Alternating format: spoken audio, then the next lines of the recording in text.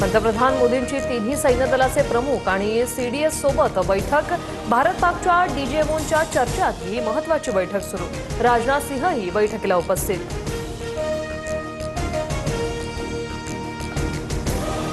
भारत आणि पाकचे डीजीएमओ आज एकमेकांशी चर्चा करणार। बैठकीत भारत पीओके संदर्भात चर्चा करणार। पाक व्याप्त काश्मीर परत देत पाकनं दहशतवाद्यांना ताब्यात द्यावं, भारताची भूमिका। ऑपरेशन सिंदूरमध्ये इस्रोची एंट्री। पाकिस्तानच्या हालचालींवर इस्रोच्या 10 उपग्रहांची नजर। पाकच्या हालचालींवर इस्रोचं लक्ष असणार। इस्रोचे अध्यक्ष व्ही नारायण यांची माहिती। भारतीय सैन्याने अद्दल घडवल्यानंतर पाक वटणीवर पाक लष्कराकडून रात्री सीमेवर कोणताही गोळीबार नाही।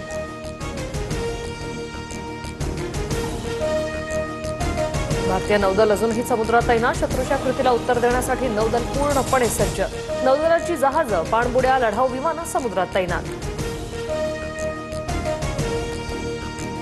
दहशतवादाचा खात्मा करणं ऑपरेशन सिंदूरचं लक्ष। 7 मे रोजी भारतानं 9 दहशतवादी तळ नष्ट केली। यात पाकिस्तानातील 100हून अधिक दहशतवादी मारले, भारतीय लष्कराची माहिती।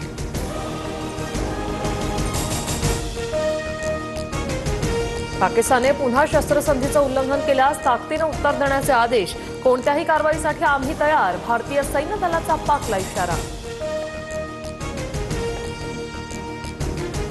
शत्रूला त्यांच्या घरात घुसून मारलं, तिन्ही दल प्रमुखांसोबतच्या बैठकीत पंतप्रधान मोदींचं वक्तव्य। तिकडून गोळी चालली तर इकडून गोळे टाका, मोदींच्या सूचना। पाकिस्तानकडून हल्ल्याच्या प्रयत्नांनंतर सीमेलगतच्या भागातील परिस्थिती हळूहळू पूर्वपदावर।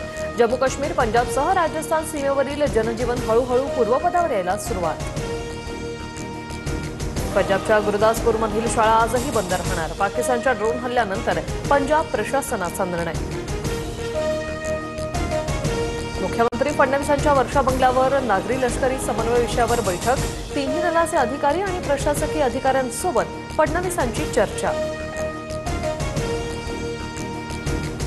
मुख्यमंत्री फडणवीस आणि शरद पवार आज एकाच मंचावर येणार। सहकाराचे सक्षमीकरण आणि राज्य शासनाचं धोरण या विषयावरील कार्यक्रमाला दोघेही हजर राहणार।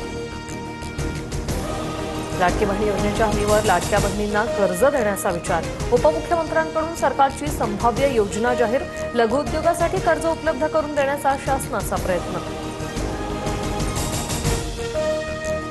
भरत गोगावले रायगडच्या पालकमंत्रीपदासाठी आशावादी। पालकमंत्रीपद मिळेल अशी आशा गोगावलेंकडून व्यक्त।